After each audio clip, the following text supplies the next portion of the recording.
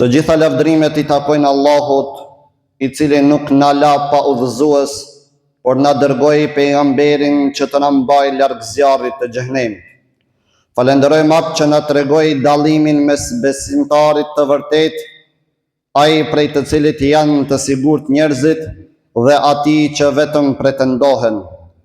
Paqja, bekimi dhe shpëtimi i tij qofshin mbi udhëhecin ton, Muhammedin sallallahu alaihi wasallam, i cili na këshilloi të kemi kujdes nga mëkatet e vogla dhe na mësoi se si ta dëshmojmë dashurinë ndaj tij duke jetuar sunetin e tij. Bekimet qofshin mbi familjen, shokët dhe të gjithë ata që ecin në rrugën e tij drejt xhennetit. Të dashur vëllezër, xhamat i vlerësuar, tema të cilën sot do ta shtjellojmë është: kur është virtyti vërtet virtyt? Virtyt është ta duash Zotin e botëve, dhe atë vërtet e ka ai që përmbahet nga ajo që Zoti e ka ndaluar.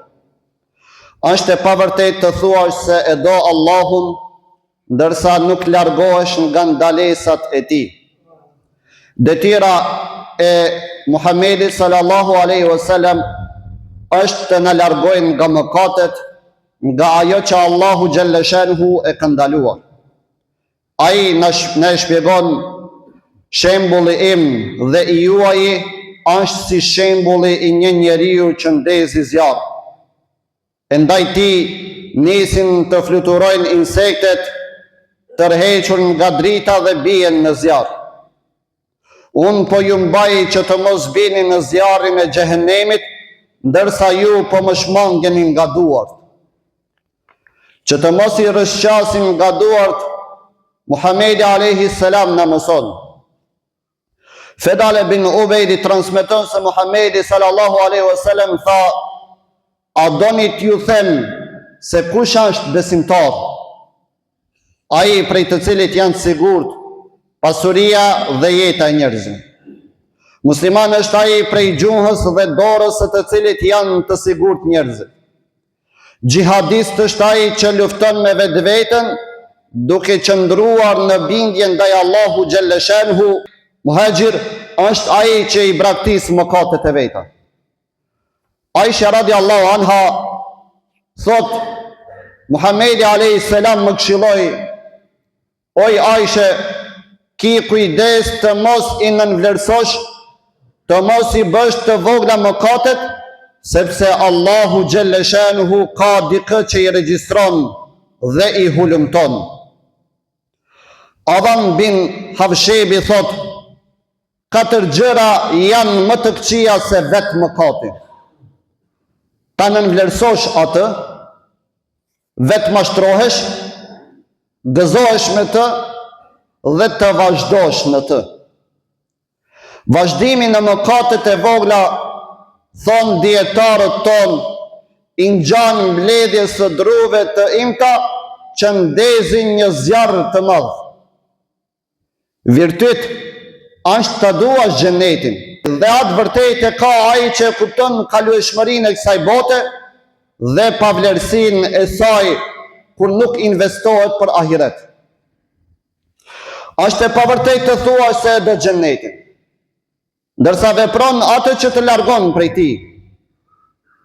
Toka mbi të cilën ecim, kjo botë në të cilën kënaqemi, çdo ditë na qorton duke dëshiruar me ngulm të na drejtoj ka xhenetin. Në transmetime thuhet se toka çdo ditë i thot njeriu 5 porosi: o njeri, ecën mbi mua, por tek unë do të përfundosh. Ha mbi mua dhe nga unë, por tek unë do të jesh i ngrënë. Gëzohesh mbi mua, por tek unë do të qash. Më katon duke ecur mbi mua, por në barkun tim do të ndëshkohesh. Njeriu që jetën e dunjas e përputh me fjalën e Allahu xhalla shanhu wa xhalla xhelalu, është i dashur si për këtë botë, ashtu edhe për tjetrën. Në të dia botët është në knatësinë e Allahut xhaleshën. Usejid bin Abdurrahman thot, kanë dëgjuar se kur vdes besimtari dhe e bartin, ai thot, nxitoni me mua. Kur e vendosin në varr, toka i thot, të kam dashur kur ecën mbi mua, tani më je edhe më i dashur. Kur vdes jo besimtari dhe e bartin, ai thot, kthehuni prap. Kur e vendosin në varr, toka i thot, të kam urryer kur ecën mbi mua, tani më je edhe më i urryer. Vërtet është të duash Muhammedin a.s. Dhe atë vërtet e ka ai që e ndjek Muhammedin a.s. dhe e jeton sunetin e tij. Është e pavërtet të thuash se e do Muhammedin a.s. ndërsa je larg udhës së tij dhe nuk e jeton sunetin e tij. Ibrahim ibn Adham thot se njeriu kur gdhin duhet të falenderojë për 4 gjëra, duke thënë: falenderimi qoftë për Allahun që më dha udhëzim dhe më bëri besimtar. Falenderimi qoftë për Allahun që më bëri pjesëtar të ummetit të Muhamedit sallallahu alaihi wasallam. Falenderimi qoftë për Allahun që furnizimin tim nuk e vuri në duart e askujt tjetër, pos në duart e tij.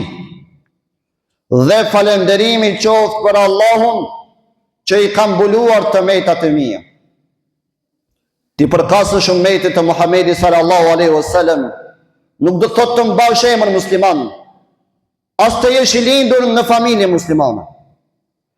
Muhammedin a.s.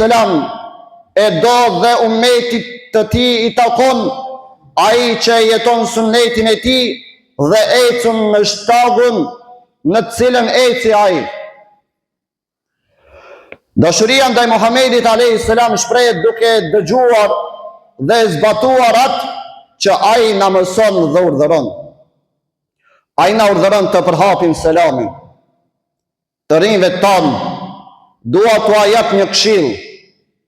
Për katësinë e tyre ndaj ummetit le ta vërtetojmë edhe duke i përshëndetur njëri tjetrin me selam. Të mos përpiqen t'i ngjajnë të tjerëve. Vlerë ka vetëm ajo që është origjinale. Ndërsa muslimanët kudo në botë njihen nga ezani, nga uniteti në adhurime, nga selami e tjerë. Të japësh selam do të thotë ti dërgosh vëllait tënd bekim. Prandaj virtytin e dashurisë ndaj Muhamedit a.s. ta vërtetojmë duke i zëvendësuar përshëndetjet e huaja me selam që na janë ngulur në përditshmërinë tonë. Të duash Muhammedin a.s. do të thotë të jetosh në dashuri e harmoni me vëllain tënd musliman dhe të ndihmoni njëri tjetrin. Ai na mëson se besimtari nuk ka të drejtë të jetë në konflikt me një besimtar tjetër më shumë se 3 ditë. Kur na mëson si të ndërtojmë dashuri mes vete, thot: "Wa afshi salam", përhapini selamin mes vete. Nëse je i fyr me vëllain tënd, nuk flisni, afroju me selam dhe kalojni ndasit, sepse çfarë do që të jetë shkaku i konfliktit tuaj është i përkohshëm. Ne nuk zihemi për gjërat e ahiretit, por për gjërat e vogla dhe kalimtare të kësaj bote.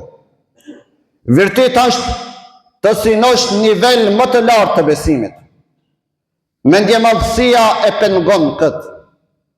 Është e pavërtet të thuash se dëshiron të ngjitesh më lart në besim, ndërsa nuk e sheh hallin e të varfrit, të braktisërit, të doptit e të sëmurit, qofshin musliman apo njerëz në përgjithësi.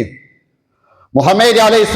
ka thënë: "Përpiquni të njihni sa më shumë të varfrit dhe të ndihmoni ata sa më shumë, sepse ata do të kenë pushtet dhe ndikim." E thanë: "Çfarë pushteti dhe ndikimi do të kenë o i dërguari i Allahut?" Ai u përgjigj: "Kur të jetë dita e Kiametit, do të thuhet: shikoni kush ju ka ushqier edhe me një kore buke. Kush u ahoqi ekjen qoftë edhe një gotë ujë për të pirë. Kush ju veshi qoftë edhe me një top robe, merreni për dorë dhe çojeni me xhennet. Ebu Lejs Semerkandi thot, ai që pretendon se ka 4 virtyte, por nuk i vërteton me vepra, nuk e flet të vërtetën. Ai që thot se e do Allahun xhaleshanu, por nuk i ka braktis ndalesat e tij. Ai që thot se e do xhenetin, por nuk shpenzon pasuri në atë që e çon drejt xhenetit. Ai që thot se e do Muhammedin alayhis salam, por nuk e ndjek sunetin e tij. Dhe ai që thot se do të përparojnë në fe, por nuk e sheh të varfërin dhe të dobtin. Ne duam Allahun xhaleshanu, synojmë xhenetin, e duam Muhammedin sallallahu alaihi wasallam dhe përpiqemi që të njihemi nga feja jonë. Që këto virtyte të jenë të vërteta, dashurinë ndaj Allahut ta vërtetojmë duke ia kthyer shpinën haramit. Dëshirën për xhenet ta dëshmojmë duke shpenzuar nga kjo botë në gjëra që sjellin kënaqësinë e Allahut xhaleshanu. Dashurinë ndaj Muhamedit alayhis salam ta vërtetojmë duke pasur atë shembull në çdo gjë dhe kudo. Dhe dëshirën që feja jonë të jetë shenjë dalluese, ta plotësojmë duke bërë të mira me vetdije se vepra e mirë është shpërblim në vete, e se shpërblimi i Zotit të botëve nuk mungon. O Zoti i lartësuar, në ndihmo të stolisemi me këto virtyte dhe t'i zotrojmë vërtet ato. Amin. Wa akhiru da'wana wa anil hamdulillahi rabbil alamin.